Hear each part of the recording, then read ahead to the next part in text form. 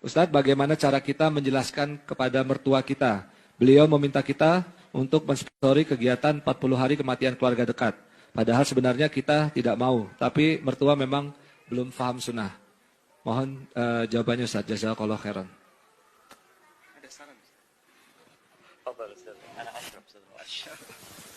Masya Allah. Mohon izin Ustaz. Nah, memang ini permasalahan yang menjadi ketegangan masyarakat di Indonesia. Dan itu tidak hanya terjadi antara teman-teman yang sudah ngaji sunnah dengan mereka yang belum kenal sunnah. Bahkan itu sudah ada sejak masa silam. Seperti yang kita tahu misalnya dua ormas terbesar di Indonesia, salah satu di antara titik perbedaan pendapatnya ada di posisi ini. Dan ada sebagian yang sudah bisa belajar toleransi.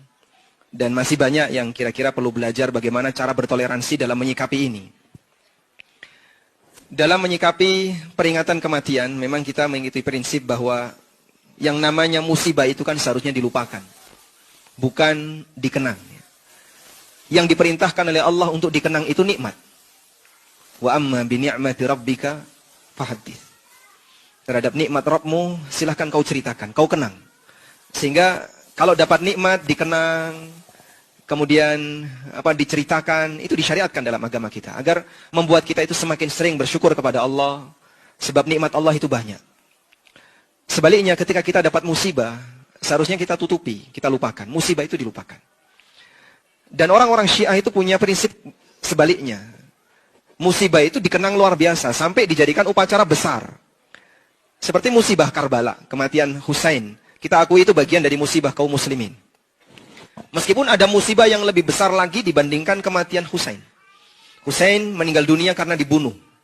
Ada yang lebih besar lagi dibandingkan musibah wafatnya Husain karena dibunuh. Apa itu Pak? Para nabi yang dibunuh oleh orang Yahudi. Mana yang lebih tinggi tingkatan musibahnya karena sebab pembunuhan? Seorang sahabat yang dibunuh ataukah para nabi yang dibunuh?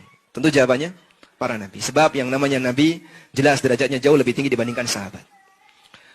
Meskipun demikian, kita tidak diajarkan dalam Al-Quran dengan wafatnya para nabi masa silam yang dibunuh oleh orang-orang Yahudi maupun yang dibunuh oleh orang-orang kafir di masa silam. Allah gak pernah ngajarin kita untuk mengenang musibah itu. Buat peringatan setiap tanggal sekian. Padahal Allah tahu gak kematian para nabi itu tanggal berapa Pak? Allah tahu Pak? Tahu ya? Walhamdulillah. Sampai Nabi kita Muhammad SAW, di mana catatan sejarahnya lebih jelas untuk tanggal kematian beliau dibandingkan tanggal wafatnya beliau, nggak pernah ada satupun riwayat sahabat mengenang kematian Rasulullah SAW. Misalnya mengadakan haul, 1 tahun mengenang wafatnya Nabi SAW. Ada Pak acara kayak gitu Pak? Di zaman Abu Bakar ada? Di zaman Umar ada? Tidak ada. Dan Alhamdulillah sampai sekarang tidak ada. Kaum muslimin ada nggak yang mengadakan upacara mengenang wafatnya Nabi SAW? Nggak ada ya? Baik.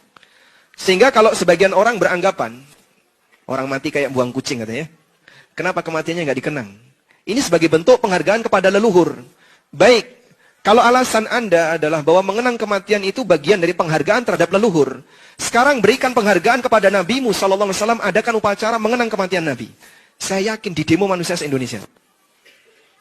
Tidak ada sampai sekarang kaum muslimin yang membuat acara mengenang kematian. Adanya kan maulid. Kalau hari wafat tidak ada ya.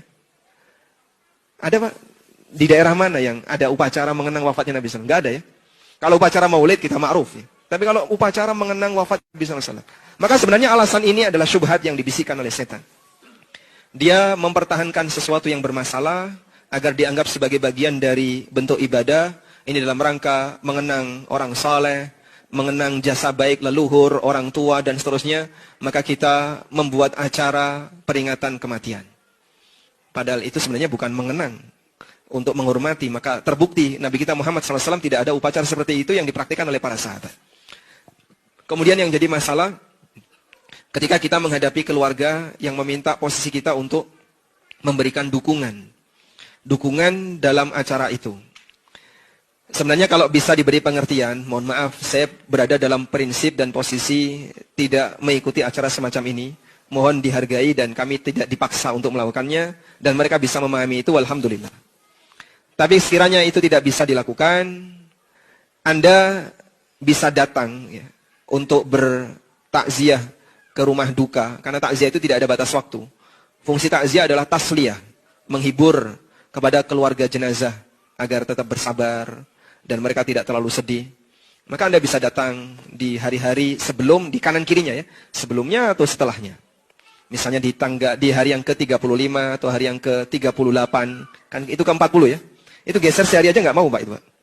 Ya. Misalnya 41 itu nggak mau. Sebab dia sudah ada hitungannya, nggak boleh geser sehari. Nah yang kayak gini sebagai wujud untuk tetap menjaga hubungan baik, silaturahmi, agar Anda tidak dianggap memusuhi, mungkin Anda bisa datang di hari-hari sebelum upacara atau pasca upacara. Kemudian Anda bisa ngasih hadiah yang kira-kira hadiah itu tidak akan dimanfaatkan untuk kegiatan upacara itu. Misalnya apa Pak?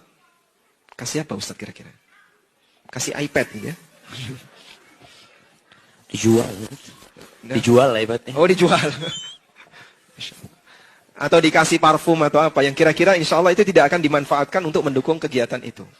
Barangkali itu yang bisa digunakan sebagai pendekatan untuk menjaga silaturahmi.